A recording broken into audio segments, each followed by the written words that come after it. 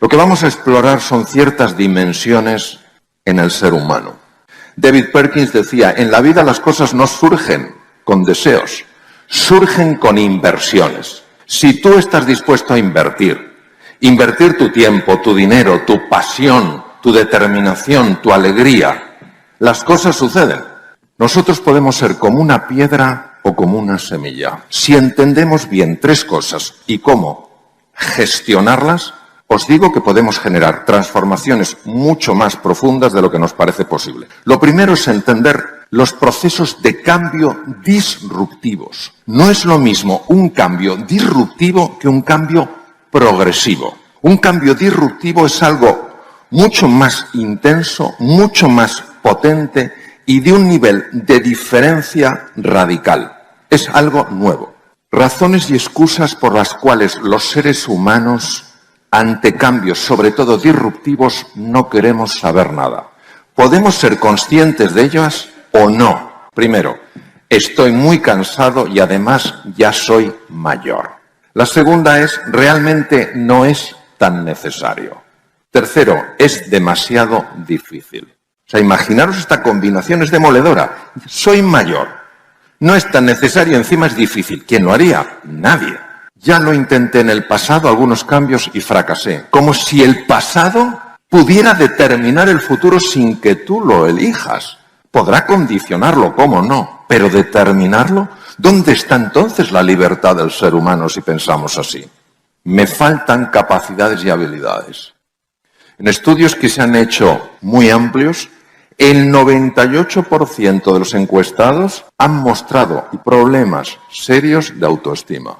No nos estimamos lo suficiente. ¿Por qué? Porque solo nos quedamos con lo que nos gusta y lo que no nos gusta de nosotros lo apartamos, lo rechazamos. El amor es digital. ¿Te amas o no te amas?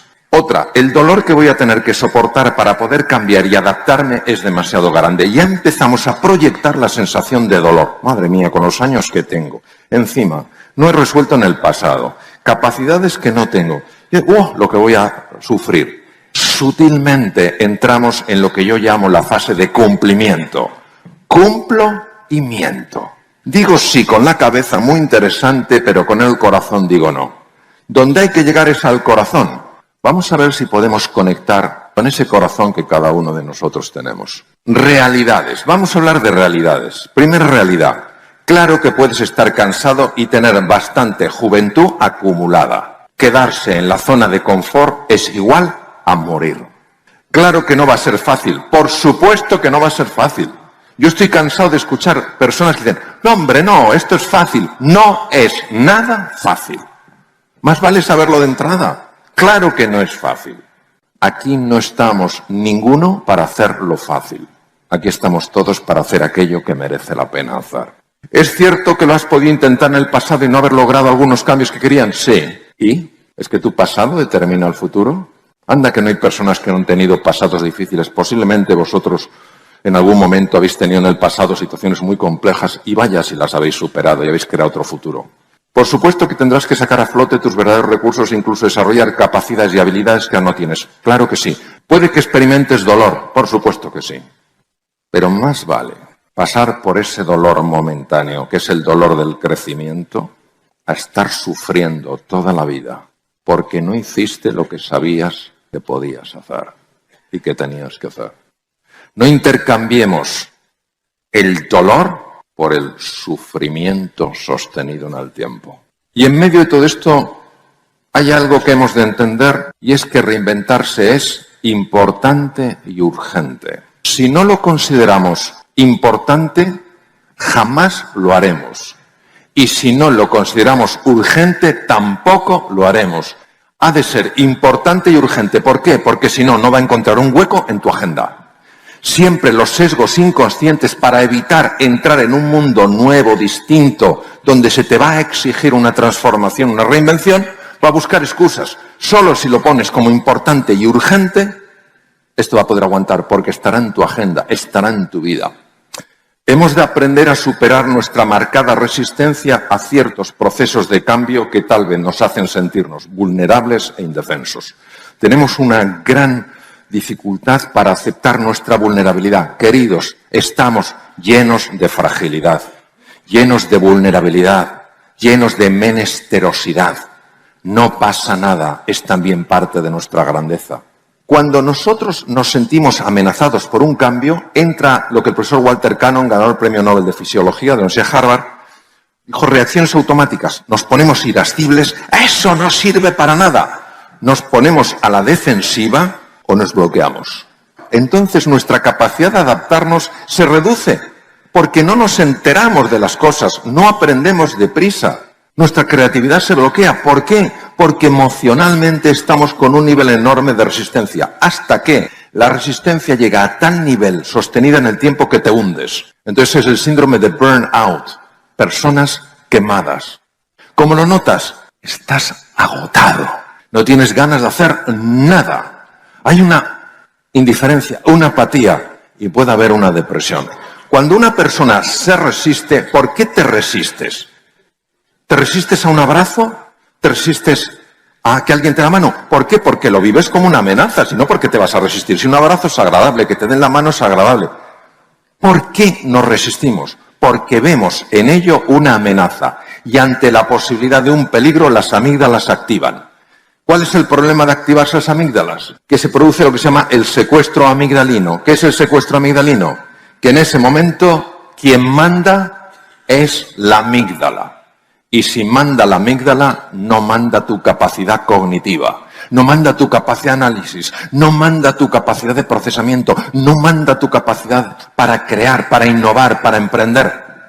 ¿Y por qué es eso? Porque cuando la amígdala cree que hay peligro, adivinar a dónde se lleva la sangre. ¡A los músculos! Y si se lo lleva a los músculos, ¿de dónde lo saca? Pues entre otros sitios del cerebro. ¿Por qué del cerebro? Porque el cerebro pesa el 2% del cuerpo, pesa el 25% de la sangre. ¿Qué ocurre a nivel de la conducta? Aislamiento, es un terreno peligroso, yo no quiero estar ahí. Aislamiento, falta de compromiso. Hemos de aprender a superar nuestra marcada resistencia a ciertos procesos de cambio que nos hacen sentirnos vulnerables e indefensos. Es un cambio completo de foco del ego al ser, la S con mayúscula. De pensar en lo mío a considerar lo nuestro. De considerar lo que yo creo que me beneficia, empezar a pensar en lo que a todos nos beneficia. Cuando el cerebro humano tiene un qué y un porqué de verdad, se activan áreas enteras que estaban dormidas y se encuentra el cómo y el dónde.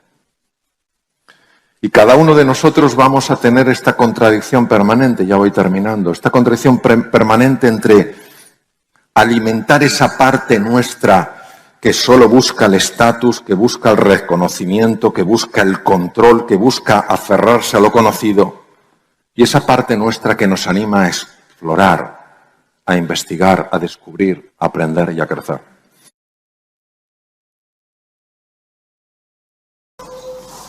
Hace 2500 años algo pasa en el mundo. En Occidente, en Grecia, hace 2500 años, la escuela de Epidauro descubren que cuando la relación con los enfermos es especial en cuanto a afecto, en cuanto a cercanía, algo en los enfermos se activa y eso que se activa mejora su salud e incluso consigue hacer frente a enfermedades que en aquella época se consideraban incurables. Y el más grande de todos ellos, el maestro Hipócrates, decía: no nos olvidemos que quien cura es el cuerpo. Los médicos ayudamos, quien cura es el cuerpo. El príncipe Gautama Siddhartha se dedicó 12 años a investigar qué pasaba en la mente, cuál era el origen del sufrimiento humano. Fijaros qué curioso lo que decía, para enseñar a los demás, primero has de hacer tú algo muy duro, has de enderezarte a ti mismo. Y si nos tuviéramos que enderezar en algo que no vemos, y si no solamente fuéramos homo sapiens sapiens, sino que además fuéramos homo demens, seres ansiosos, angustiados, envidiosos, violentos, y si hubiera una combinación extraña entre nosotros. Pues según el príncipe Gautama Siddhartha, Sakyamuni Buda, hay algo en nosotros que necesita corrección. Hay una enfermedad en la mente que hace que nosotros nos veamos a los demás y veamos el mundo de una manera profundamente distorsionada. También hace 2500 años, curiosamente, Lao Tzu decía: si estás deprimido es porque vives en el pasado. Si estás lleno de ansiedad es porque vives en el futuro. Si estás en paz es que vives en el presente.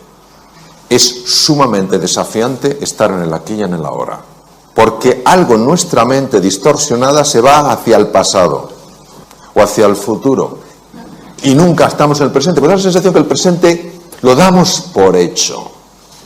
Pero es que Einstein intuía que había una realidad paralela y que éramos incapaces de verla con nuestros sentidos, con los 5 sentidos. Es decir, da la sensación que hay como 2 mundos paralelos y que nuestra percepción está congelada en uno. ¿Y si hubiera cosas interesantes en el otro? ¿Puede haber algo que no contemple la realidad médica, pero que pueda tener un impacto en la hipertensión arterial? ¿Puede haber algo que tenga la capacidad de mejorar la función cardíaca, de proteger al corazón y que sea desconocido por la ciencia médica? Es decir, en la realidad médica pueden existir vacíos. Todos nosotros, cuando estamos cómodos, cuando estamos con buena salud, cuando estamos tal cual, bueno, pues la vida transcurre, discurre y fluye.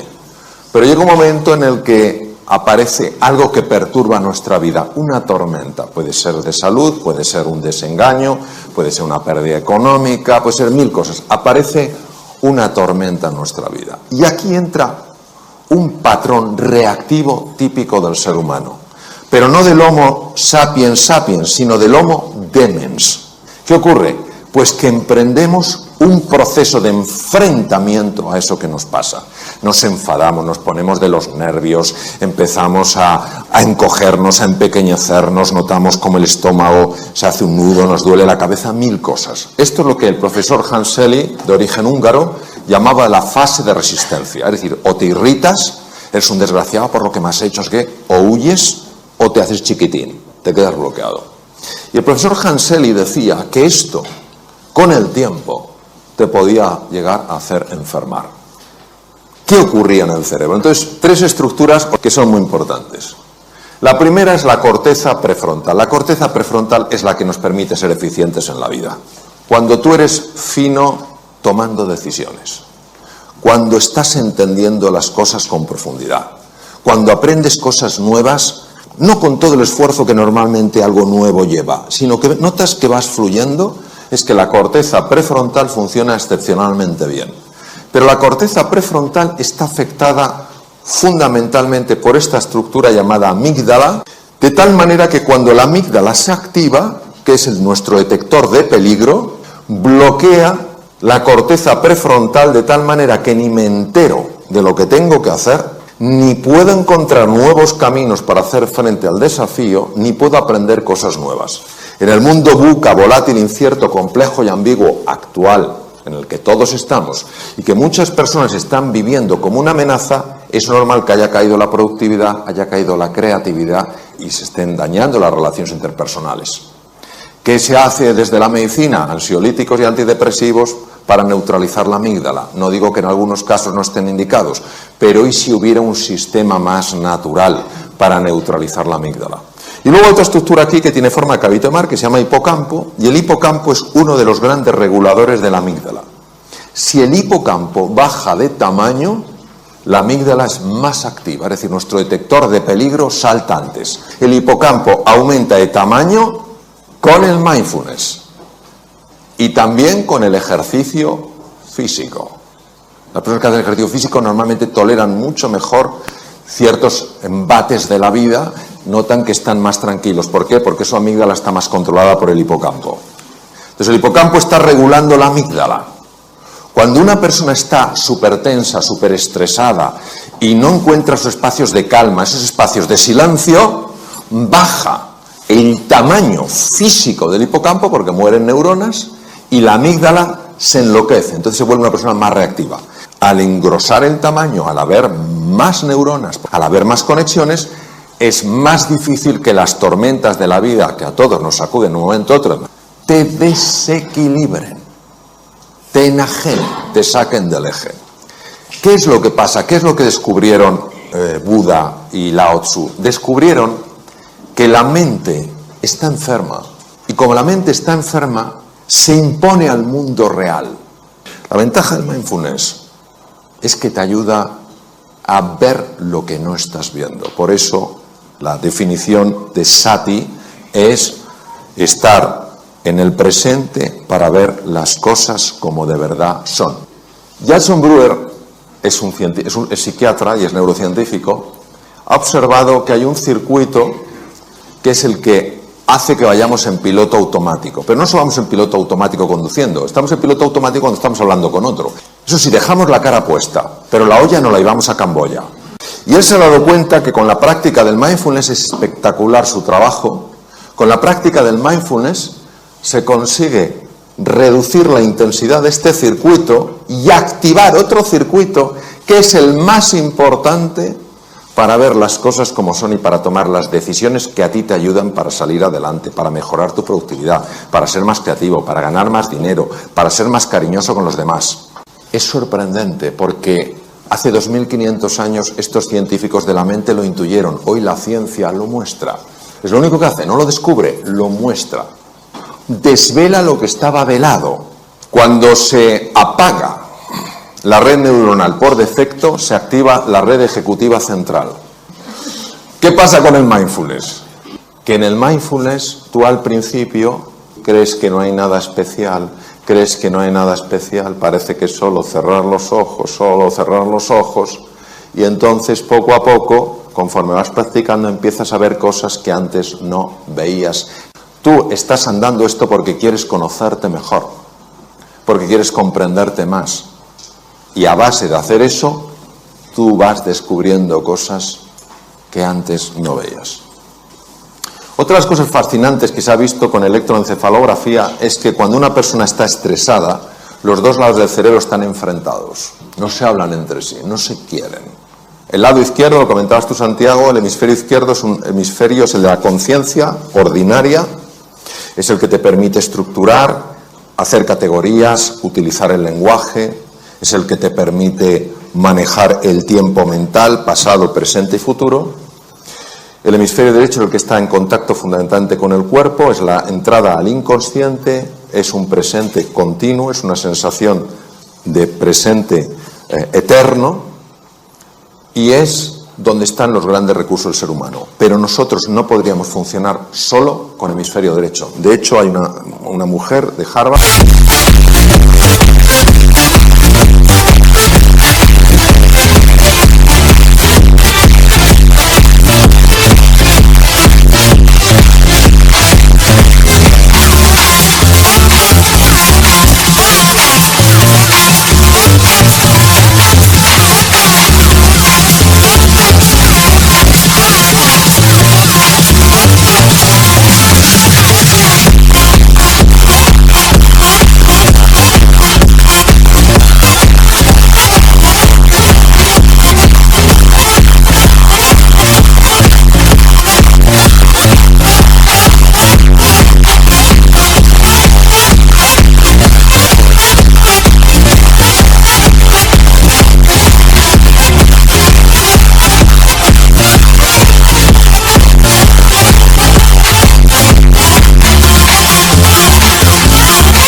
que tuvo una hemorragia en el lado izquierdo, se desbloqueó el lado derecho y ella no quería salir de esa sensación porque era tal paz, tal serenidad, tal calma, pero finalmente pidió ayuda como pudo porque ya estaba perdiendo la capacidad de poder ver los números porque depende del hemisferio izquierdo. Tardó 8 años en recuperarse de aquella, fue una rotura, una malformación arteriovenosa al hemisferio izquierdo. Escribió un libro conmovedor sobre su experiencia increíble habiendo vivido algo sorprendente. Sin embargo, lo que hemos visto con el mindfulness es que lo que hace no es bloquear el lado izquierdo, sí es verdad que activa especialmente el hemisferio derecho, sobre todo los lóbulos, los lóbulos frontales, pero lo que hemos visto es que favorece el diálogo. Favorece el diálogo. Cuando una persona está muy tensa, fundamentalmente son ondas muy rápidas, son ondas beta, sobre todo el alto beta, que son ondas de más de 30 hercios, es cuando una persona está, pues eso, en situación de alarma, tal cual. Conforme tú vas sosegándote, cuando vas tranquilizándote, las ondas se van enlenteciendo, se van convirtiendo en ondas alfa mucho más propias del hemisferio derecho, que empiezan también a envolver al hemisferio izquierdo. Se consigue pasar a un patrón, ondas teta, donde la creatividad se dispara, los fenómenos de sanación del cuerpo son mucho más intensos, tanto a nivel físico como mental. De hecho, se utiliza para sanar heridas de personas que algo les ocurrió en la infancia y que no saben lo que es, porque algo en nuestro interior tiene la capacidad de sanar, ya lo decía Hipócrates hace 2500 años, y ya el ritmo delta es un ritmo muy difícil de conseguir sin quedarte dormido, porque solo muy pocas personas lo hacen. Y los monjes muy entrenados, como mi querido amigo y maestro Mathieu Ricard, consiguen algo que se llama gamma, que muy poca gente en el mundo lo puede hacer, que es un tipo de onda que no se conocía que se pudiera producir. Y son personas que están absolutamente en el presente y absolutamente en calma. Y son personas que transmiten algo brutal. Entonces, lo que hace el mindfulness es, no luches con los pensamientos, pero fijaros, por eso cuando dicen, no, es que el mindfulness lo que hace es que la mente no produce pensamientos, ¡qué tontería! La mente dualista sigue produciendo olas y tú no te enfrentas a la ola. No, yo no tendría que tener este pensamiento, yo tendría que... No, tú lo que haces es, te metes bajo el agua. Observar que cuando estás un poquito más abajo y miras hacia arriba, claro que ves los pensamientos, claro que ves las olas, pero ya no te arrastran. Ya estás en estado de meditación, ya estás en estado de profundización. Y por eso, como el mundo mental genera tanta distorsión, al estar aquí, empiezas a notar una recuperación, una revitalización que no se puede experimentar arriba. Conforme tú vas entrando, va cambiando el patrón de ondas alfa, ondas teta, ondas delta. Llega un momento en el que empiezas a tocar, y lo digo por experiencia, el fondo del mar. Y cuando tocas el fondo del mar, se puede escribir algo de tal rotundidad que puede darte una fuerza para tomar una decisión tremendamente difícil. Te puede dar una claridad que no sabes de dónde ha salido, pero que ahora la tienes y antes no la tenías. Es verdad que en el fondo del mar empiezas a ver talentos que no sabías que tenías, y es verdad que empiezas a ver algo que no es agradable de ver, pero que es necesario de ver. Empiezas a ver que algunas de las cosas que más te molestan en la vida las estás provocando tú sin saber que las provocas. Porque nosotros somos todos muy hábiles viendo el efecto de las cosas, pero no viendo la causa. Cuando tú lo ves, ¿es una mala o una buena noticia? Que tú no sepas que estás causando eso no evita que sigas experimentando los efectos de eso. Cuando tú ves eso, lo puedes cambiar. Si no lo ves, no lo puedes cambiar, pero el efecto sigue estando.